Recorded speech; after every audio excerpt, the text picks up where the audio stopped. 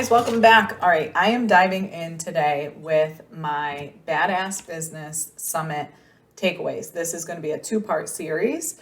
I wanted to get this done. If you follow me on social media, you know that I went to a summit. And if you don't know, I'll share the quick story of how I ended up there. But I connected with somebody on LinkedIn. His name's Neil Carroll.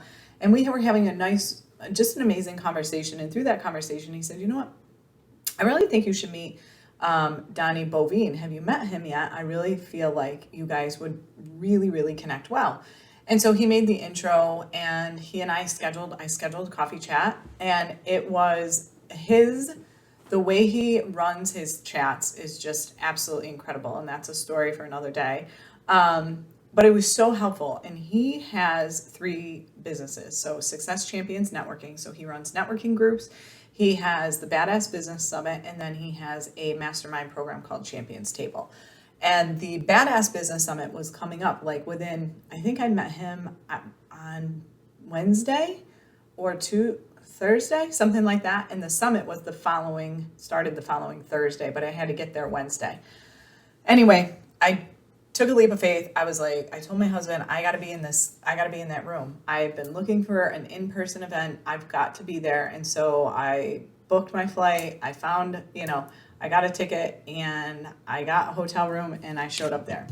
Donnie said, if you can get here, I promise you it's going to be one of the best best decisions. And he was right.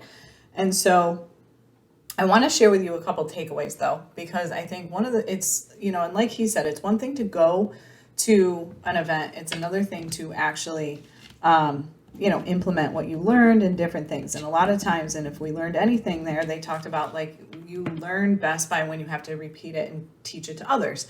And so that's what I want to try to do is really share my takeaways. So I'm going to do this in 2 parts. So today's episode, I want to really just talk about the actual summit experience in general and some of the most amazing parts of the actual summit.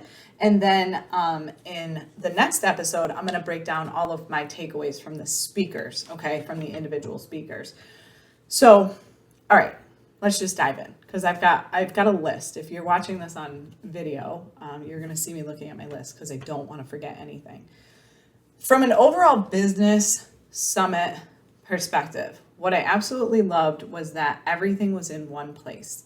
And if you've ever been to an in-person and you think, I'm going to go stay at an Airbnb, it's a little bit cheaper than the hotel room or whatever, I'm telling you, don't do that. If it's at a hotel room and they have a block of rooms set up, stay in the hotel because some of the best conversations happen in the elevator, up and down. They happen at the bar, grabbing a glass of wine. They happen, in between, in the bathroom, wherever you are, in the hallways, because everybody's there for the same purpose, right? And so there's so many amazing conversations that happen outside of the actual summit events, whether that's going to lunch together or whatever it is. And so the fact that they had enough rooms and it was all right there and it was all in one space in the hotel too, which I loved. It wasn't like you had to go from you weren't really scattered. So it was very intimate. It was very small. Not small, but I mean, it felt manageable. You felt it was just an intimate space. There was a lot of people there, but you didn't feel like you were in a room of because you weren't. It wasn't 5,000 people, right? It was maybe 150, 200 people. I don't remember exactly, but I loved that it was all in one place. And they had the 2 rooms that you could go between, depending on the speakers. And then there was tables set up outside. The breakfast area was right there. The bar was right there. And the whole thing, it just worked out really, really well. There was a couple restaurants right on, within walking distance for lunch and to grab some fresh air, whatnot. So that was number 1. Number 2, what I loved is they broke everything down into 4 tracks. And so you could very easily see when you got in there, what tracks and what you were going to learn. And the tracks were sales, marketing, operations, and mindset. The 4 key areas to business growth. This truly was designed for business growth. It wasn't like you go to some of these events and they're all very much all on sales or they're all on mindset or this was such a nice mix of the 4 key areas. It wasn't like one or the other was overly heavy. It was a wonderful mix of these just 4 key areas, which right there is a takeaway. If you're not focusing on those 4 key areas in your business, Like, start there, okay? One of the coolest things, two really cool things that he did in the very beginning. One, he told everybody how to make the most out of it. And he said, you guys are all taking notes. I see you've all got your notebooks out. You're frantically taking notes. But what I want you to do is I want you to create a page that says action items. And I want you to list 1 through 10. And when you're listening to the speakers and as you're taking notes and you think, oh, I want to do that when I get home, I want you to put it on this separate list, right? So the separate list was really more focused on what are the things and what are your biggest takeaways and what are you going to actually implement when you get home, so that it's not lost in the shuffle of all your other notes. It was really a great tip, and I highly suggest you do that whether you're attending a virtual summit, whether a networking, even like just in general coffee chats. Have a list of action items that's separate from your notes so that you can pull out the things that you want to actually implement. It was an awesome tip and one that you can implement in so many different ways. All right, that was one. And then the second thing that I absolutely loved, which was so fun, is on every table, he had Post-it notes. They had Post-it notes. I say he, but they're the partners. It's Kevin and Donnie and the whole group of people, right? I keep referring to him as like an individual, but he doesn't. He has an amazing team, and they're all wonderful. But they had Post-it notes on all the tables, and they said, you know, if somebody's speaking and you get like a one-liner that's really awesome or something like that was a huge light bulb moment, like write it down and go stick it on the wall. They had a separate section where they were putting all of these key takeaways.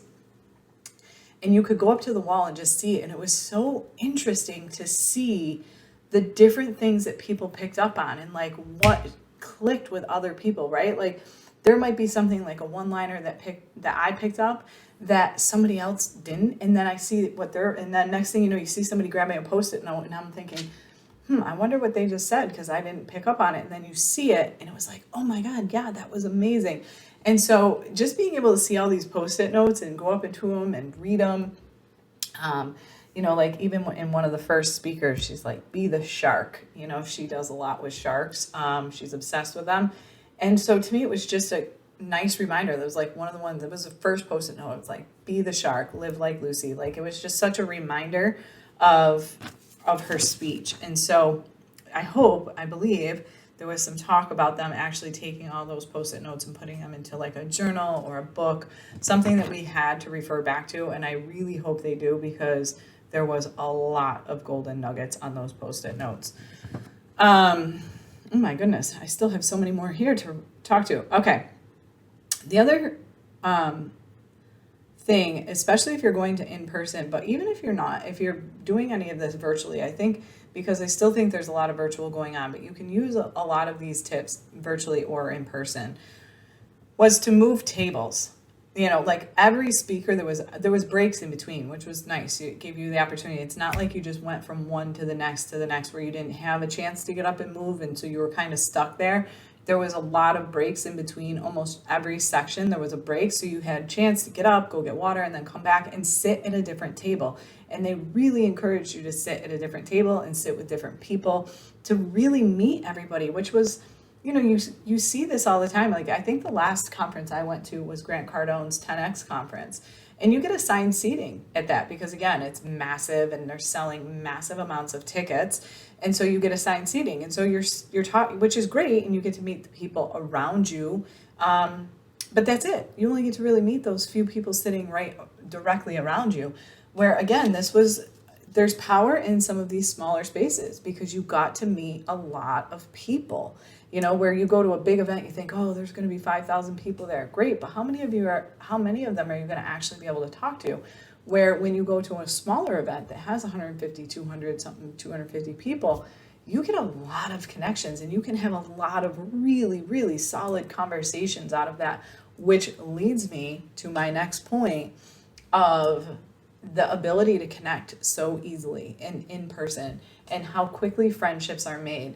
And this is why I am always encouraging all of you that listen to get out behind your keyboard, get away. Content is great and content marketing works, but it's a slow process for so many. Like get out from behind your keyboard. If you can't go to something in person, Get on virtual coffee chats, show up to virtual events, have conversations. I mean, I met somebody there just because, again, one of the things that I also really loved is that a lot of the speakers' workshops were very interactive. Like they'd say, okay, pause, here's what I want you to do. I want you to talk, find a partner next to you and go through this exercise, right? So it encouraged conversation inside of all the workshops. It wasn't like you were just sitting there listening. You were actually doing and taking action, which was really a lot of fun. But during that, I met a woman, Melanie, which you probably saw my post, and like instant besties, and besties for life as far as I'm concerned. Because as you guys know, once you're in my world, you're in my world forever. You're never going anywhere. But, I just was reminded at how quickly friendships can form when you actually are in person. It's just such a different and more amazing experience to be able to meet people. Even I was probably one of the very few that were actually not in his networking group because I had just met him, right? But a lot of these people, they've networked and had conversations virtually for years. And then they got to meet each other in person. And it was just amazing to see like these friendships and new friendships and old friendships and rekindled. Oh, I'm telling you, in person, get out from freaking behind your keyboards. It's just, I know even for all of you introverts, even if you're introverted, you can do it. Donnie's partner, Kevin, talks about being like the introvert of all introverts. All right. And he was there and it was fun and they enjoyed it. Gosh, what else? QR codes make everything easier. That was another takeaway I put down. Like you can get on LinkedIn and they give you a QR code now. A lot of people save that as a wallpaper on their phone. So you literally just held up your phone and you could easily connect. I mean, you're not looking through business cards. Actually, on the way to the airport, stopping up for business cards, like I had them printed at Staples because I was like, I haven't networked in person forever. I don't have any idea. Do I need business cards or not? I had them. I think I handed out 3. And funny story, I haven't handed out business cards in so long. I didn't even put my freaking email address on them. I put like my website, my podcast, and the website to the Alliance, but I handed it to this one guy and he was like, hey, I'm trying to make this intro for you, but your email address isn't even on your card. So that goes to show you just how long it's been. So QR codes just make everything easier. Plus then when we got home, like everybody would like go through the recently connected in LinkedIn and you could see like, oh yeah, I connected with this person. So you were instantly reminded of like, hey, I connected with you, but we didn't get a chance to really chat. Let's schedule that virtual coffee, which has been amazing post summit. So anyways, I think that's like from the actual overall takeaway of this summit in general. Those are some of my biggest takeaways, which again, you can implement them whether it's virtually or in person, but most important, it's about building those relationships. It's about learning from other people. It's about building and just having those conversations, and you never know where it's going to take you and you never know what you're going to actually gain from it. But the reality is there's so much to gain, even gaining from karaoke. They did a karaoke night and we were like, I don't sing karaoke. I ended up singing karaoke. Like you couldn't have paid me to get up and go do karaoke in another setting, but it was just fun and everybody was there and everybody was having fun and they were enjoying it and laughing. And it was just getting up there with some other friends, new friends, old friends. Like I said, like that, it just brings people together in a way that like a lot of people, and they said like it brings people together in a way that most conferences don't, and anyways, well done. Loved every part of it.